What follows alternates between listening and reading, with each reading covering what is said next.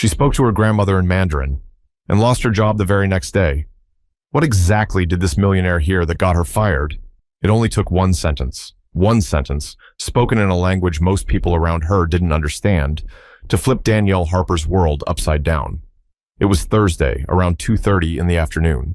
Lunch rush had just died down at Juniper and Ash, a sleek, high-end fusion spot in the center of Santa Monica. The kind of place that charged $34 for a seared scallop and made you wait 2 weeks for a 6:45 reservation on a Tuesday.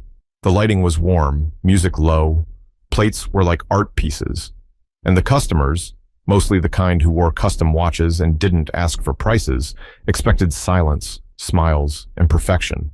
Danielle stood near the bar, wiping down an already spotless tray with a cloth. She wore the black button-up and apron like armor, had done so for the past 3 years. She was quick, professional, always pleasant, but never fake. The regulars knew her name. Some of the staff called her the Wall because nothing rattled her. Not drunk guys, not broken glass, not even rude customers who refused to make eye contact. But what happened that day wasn't about broken rules or bad service. Danielle's phone vibrated once. She glanced down. Popo, her grandmother, was calling from Taipei. That was unusual. She only called during emergencies or birthdays. Danielle stepped just behind the service wall, tucked between the wine rack and the espresso machine, and answered in Mandarin. Her tone was soft, respectful. A few quick sentences, checking on her grandmother's health, something about a doctor's visit, a medication mix-up. It was no more than 30 seconds. Then she hung up, tucked the phone away, and went back to clearing a corner table. She didn't know he was listening. Charles Remington III sat in the VIP section, table 7, sipping on a neat Japanese whiskey. He wasn't just a regular, he was the regular. Tech investor, local power player. He liked control, he liked consistency. He liked being served by the same people who knew to refill his water with 2 cubes of ice, not 3. Danielle had waited on him at least 15 times before. Never had an issue. Until now. That day, something shifted. He watched her, not with curiosity, more like suspicion. A flicker of disgust passed through his face, so quick you'd miss it if you blinked. He didn't say a word, but the next morning, Danielle was out of a job. And here's where things start getting strange. Danielle Harper wasn't flashy. She didn't need to be. At 27, she'd figured out exactly how to blend in while still being excellent at what she did. 5 days a week, she showed up early to Juniper and Ash, hair in a low puff, no makeup except for chapstick, and maybe some concealer if the dark circles were loud. She kept her head down, her eyes up, and her mouth closed, unless she was greeting a guest. Outside of work, Danielle lived in a rent-controlled 1-bedroom off Pico Boulevard with plants she talked to and a laptop full of half-written poems. Her free time went to her Popo, her grandmother, who raised her after her parents passed in a car accident when she was only 7. Popo had taken Danielle to Taiwan when she was a child, raised her on green onion pancakes and soap operas, and taught her Mandarin alongside love and discipline. By the time Danielle was 13, they had moved back to the States. Her Mandarin never left her. It was the language she used when she was alone, when she prayed, and when she dreamed. But here in Santa Monica, none of that really mattered. What people saw was a young black woman working in a luxury restaurant. And Danielle learned quickly that meant people assumed a lot of things. That she grew up in LA. That she only spoke English. That she was just there for the paycheck. She didn't correct them. It wasn't worth it. "I didn't know you spoke Spanish," a guest had once told her after overhearing her on the phone with her friend from El Salvador. "It's Mandarin," she replied politely, and the man blinked like she'd just said she walked on water. Inside the restaurant, things were predictable. Her manager, Kendra, was the type to smile with her mouth, not her eyes. A former hostess turned front-of-house boss, Kendra liked neat uniforms, spotless menus, and servers who didn't ask questions. Danielle was the favorite in an unspoken way, not praised, not promoted, just relied on. She trained new staff, picked up shifts without fuss, never caused drama. Her closest coworker was Milo, a half-Filipino busser who'd been working there for almost a decade. Milo was funny, sharp, and quietly protective of Danielle. They'd bonded over late-night shift meals and shared stories of feeling invisible in places where they worked twice as hard to be noticed. You ever feel like we gotta wear invisible uniforms under these uniforms? Milo once said. Danielle nodded. Like being two people at once, one they see, one they don't. But she never let bitterness fester. That wasn't her way. She had seen too much pain growing up to let small slights slow her down. Her focus was to do her job, send money to her grandmother, and save up for culinary school one day. She had dreams, even if she kept them quiet. And when it came to Charles Remington III, she had no opinion. He was just another rich guy, rude but harmless. He came in with different women each time, talked down to staff, and left exactly 15% tips like he was doing people a favor. But Danielle never let it get to her. Until that Thursday. It had been a slow shift. Rain had scared off the usual lunch crowd. Only 2 tables were occupied. One was a couple arguing about a prenup. The other was Charles, sitting alone, watching the rain roll down the glass window like it offended him. Danielle didn't notice his gaze as she answered the call. She didn't think it mattered. She spoke softly, kindly, not gossiping, not being rude. Just a granddaughter checking in, but Charles didn't like it. And Kendra was always 2 steps behind him, trying to please him like he had the keys to the whole restaurant in his pocket. And that's when the silence started to feel heavy, like something was coming, but no one wanted to say it out loud. The call lasted maybe 30 seconds. Danielle leaned against the wall near the espresso machine, just out of sight but still close enough to respond if needed. She didn't raise her voice, didn't draw attention, just whispered a few words in Mandarin as her grandmother explained something about her blood pressure pills getting mixed up at the pharmacy. Danielle reassured her gently, her tone soft, calm, almost musical. She promised to call back during her break, reminded Popo to drink water, and told her she'd take care of it that evening. Then she hung up, slid her phone back into her apron, and headed straight toward table 6, where someone had just asked for a refill on sparkling water. But table 7, the VIP table, wasn't empty. Charles Remington III had seen everything. From the angle where he sat, he had a clear view of Danielle. He was leaning back in his chair, arms crossed, his whiskey untouched in front of him. His face? Stone cold. Danielle didn't catch the way he stared. Not at first. She was focused, moving from one table to the next, like she always did. But Milo saw it. He stood by the bar, stacking napkins into neat squares, his eyes darting between Danielle and Remington like something wasn't sitting right. The air shifted.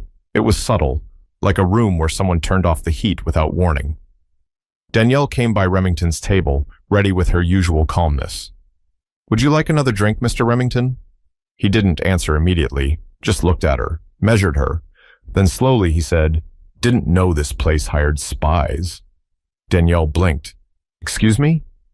You speak Chinese now?" he asked, with an edge in his voice. "That's what that was, right?" She paused. "Yes, I was speaking to my grandmother." He scoffed. "Right, sure." Danielle didn't know how to respond. What was that supposed to mean? "If you're gonna have secret phone calls during work," he added, leaning in slightly, "maybe make sure the language is a bit more familiar." She stiffened. "I stepped off the floor, and it was a personal call. I'm sorry if it disturbed you." He didn't say anything else, just waved her off like she was a nuisance. She walked away slowly, not out of fear, but because she didn't want to escalate anything. Milo was watching her now, eyebrows raised. He mouthed, "What was that about?" Danielle shook her head. The rest of her shift passed like wet concrete. Slow, heavy, uncomfortable. Remington didn't call her back. Didn't complain. Just sat there for another 30 minutes, typed something on his phone, signed his check, and left without a glance. And Danielle? She tried to pretend it was nothing. Maybe he was having a bad day. Maybe he didn't like hearing a language he didn't understand. People like him were fragile in strange ways. But when she clocked out, Milo caught her by the lockers. "That was weird, Dee." "What?" "The way he looked at you, like you were speaking some alien code." She zipped up her hoodie. "People get weird when they can't label you. You think he's gonna complain?" She shrugged. "Let him." She didn't mean it like a dare. She meant it like a tired truth. Let him complain. Let him say whatever he was going to say. She had done nothing wrong. That night, Danielle cooked dinner for herself and called Popo back. They laughed about something small. Popo asked about the weather in California, and Danielle asked about the market in Taipei. She went to bed early and slept fine. But the next morning, her name wasn't on the shift schedule. She thought it was a mistake at first, maybe a mix-up. Maybe she forgot she wasn't scheduled.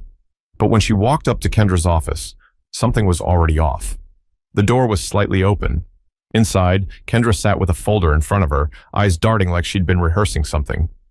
Danielle knocked. "Hey," she said. "I noticed I wasn't—" "Can you come in for a second?" Kendra said, not making eye contact. Danielle stepped in. The door shut behind her. And that's when she realized. This wasn't a scheduling error. It was something much worse. Danielle sat across from Kendra, her hands resting on her thighs, back straight. She wasn't nervous, at least not yet. But something about Kendra's energy made the room feel smaller. Kendra cleared her throat and reached for the folder like it was a shield. "So," she began, "I wanted to have this conversation face to face because I respect you." That was the first red flag. People don't say that unless something bad is coming. Danielle kept her face still. "Okay." Kendra hesitated. "We've been reviewing some concerns that were brought up regarding your conduct during yesterday's shift." Danielle blinked. "Conduct?" "Yes," Kendra said, opening the folder, though it was completely empty inside. "There was a guest who expressed discomfort with how you handled yourself, specifically the phone call you took during service hours." Danielle narrowed her eyes slightly. "I wasn't on the floor. I was behind the service wall. It was a quick personal call, nothing inappropriate." Kendra nodded like she was listening, but her expression didn't change. "It's not just about the call," she continued. "It's about how it was perceived. There were concerns about professionalism, brand image, communication." Danielle frowned. "Because I spoke another language?" Kendra finally looked her in the eyes, and that moment said everything. Guilt, hesitation, fear. "It's complicated," Kendra said. "Some guests don't like when things feel unfamiliar. So I'm being fired because someone was uncomfortable hearing Mandarin in a restaurant that serves Szechuan pork belly and Thai curry." Kendra flinched. "It's not personal, Danielle. You've been a great worker, but this is about maintaining a certain standard." Danielle felt heat rise in her chest. Not anger, but the kind of deep, aching disappointment that doesn't come with yelling. It comes with silence, with looking someone in the eye and realizing they don't have the courage to tell the truth. "This came from Charles, didn't it?" Kendra paused. Then finally, "He's a major investor. You know how these things go." Danielle exhaled through her nose. She didn't argue. What was the point? "You could have defended me," she said. "You could have told him I did nothing wrong." "I have a job too," Kendra said quietly. "I don't make the big decisions." Danielle stood up. "You don't need to pretend you respect me," she said. "Just hand me the paperwork." Kendra handed her a final check and a typed-up separation letter with the words, "Failure to meet brand expectations," in soft gray font. Danielle folded it in half without reading the rest. As she walked out of the office, Milo was waiting by the lockers. One look at her face, and he knew. "They really did it?" Danielle nodded. "Because of that phone call?" "I guess Mandarin's a threat now." Milo leaned against the wall, arms crossed, eyes scanning the ceiling like he was trying not to explode. "They're not even hiding it," he muttered. "He didn't like you talking in a language he didn't understand, and instead of checking him, they cut you loose." Danielle didn't reply. She was trying to keep her hands from shaking. "People think racism's always loud," she said. "They think it shows up wearing a hood or yelling slurs, but most of the time, it shows up in meetings like that, smiling, saying words like image and comfort, while showing you exactly where they think you belong." She took off her apron for the last time, folded it neatly, and placed it on the bench. "You sure you don't want to fight it?" Milo asked. "We could talk to HR, maybe go public." Danielle thought about it. For a second, the fire in her chest said yes, but her heart was tired. "I need a day to think," she said. As she stepped out into the parking lot, the California sun felt too bright. The same sun she had walked under hundreds of times before, only now it hit different. Not because the world had changed, but because it hadn't. She sat in her car for a while, didn't start the engine, just sat. Then finally pulled out her phone and typed a short message to Popo. "I got fired today. I'll call you later. Love you." Then she opened her photos, scrolled to a picture of her and Popo making dumplings last December, and stared at it until her heartbeat slowed. But what Danielle didn't know, what none of them knew, was that the story was about to spread farther than anyone expected. Danielle didn't say anything publicly at first. She wasn't trying to start a war. She just wanted to breathe. The next morning, she stayed home. Popo called, worried, but Danielle assured her everything was fine. Just a break, she said. I needed one anyway. She didn't want her grandmother worrying over something so stupid, because that's what it felt like. Stupid, unfair, and exhausting. But Milo couldn't stay quiet. That same afternoon, he posted a message to a private Facebook group for service workers in the LA area. No names, no specific restaurant mentioned, just a simple paragraph. A coworker of mine got fired yesterday. Not for being late, not for being rude, not for breaking rules. She answered a 30-second phone call in Mandarin in a restaurant that serves Asian fusion cuisine. The guest didn't like it. Now she's gone. Think about that. He didn't expect it to go anywhere, but by nightfall, it had already been screenshot, shared, and reposted on several public pages. Comments rolled in by the hundreds. That's disgusting. Sounds like they're scared of anything they can't control. This happened to my cousin too. Different language, same story. And then someone guessed the restaurant. Then someone confirmed it. By the end of the next day, Juniper and Ash had gone viral for all the wrong reasons. Photos of the menu were circulating, so were Yelp reviews dragging the place to pieces. Someone even found a clip of Charles Remington III speaking at a tech conference and shared it with the caption, "This the guy who gets women fired because they speak Chinese to their grandma?" Danielle's phone buzzed nonstop. Journalists reached out. Strangers DM'd her, offering support, advice, and a few conspiracy theories that made her laugh. But she didn't respond to any of them. Not yet. She needed time. Meanwhile, Kendra was scrambling. Staff were walking out mid-shift. A hostess quit on the spot. One of the chefs threw away a tray of duck confit and walked out without a word. Milo called Danielle that night.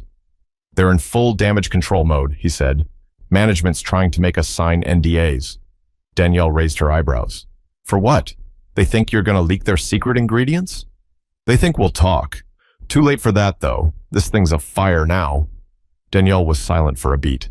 "I didn't ask for any of this."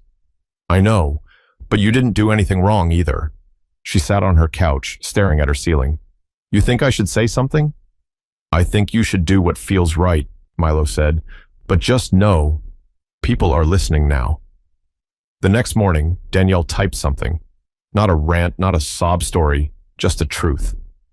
"My name is Danielle. I was fired last week from a restaurant in Santa Monica after a customer complained about me speaking Mandarin to my grandmother on the phone. I wasn't rude. I wasn't late. I wasn't unprofessional. I was just speaking to someone I love in a language that's part of me. That's all it took to lose my job.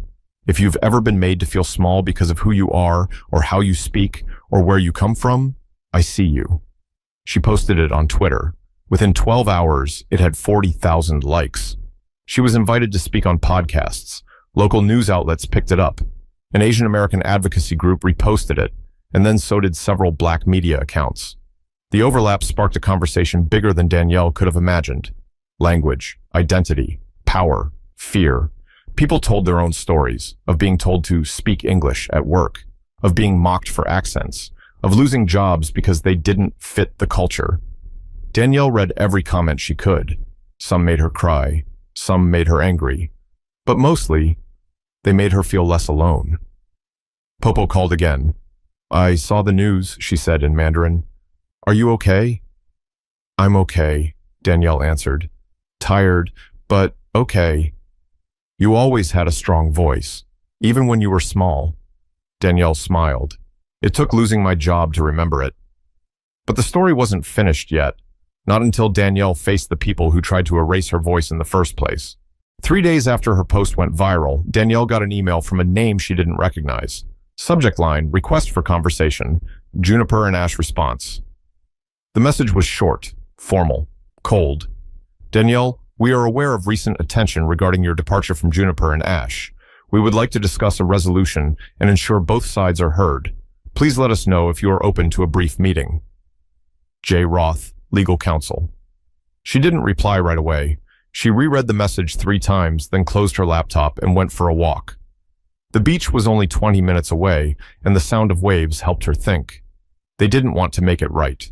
They wanted her quiet. But something had shifted inside Danielle. She wasn't scared anymore. The next day, she agreed to the meeting.